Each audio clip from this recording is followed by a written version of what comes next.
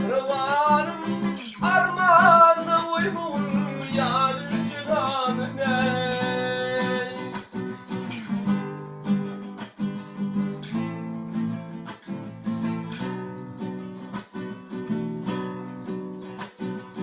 Tenim dertli kılma ölüm kallaç gönlüm giyine koymay acı yalanacak.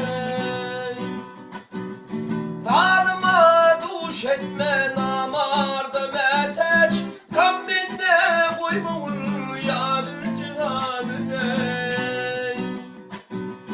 Dalıma duş etme namarda meteç kam minne koymun yadır cihanım ey.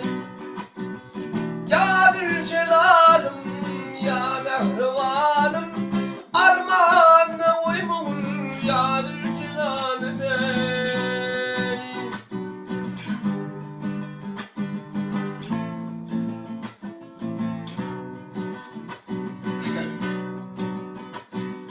Ey Allah'ım seninle ne kudretli kim var? Vah yaradan seninle ne kudretli kim var?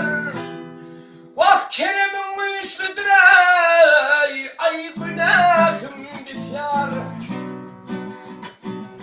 Bir zalim kolunda eylep griftar, şerminle kırmağın yadır cilanım ey.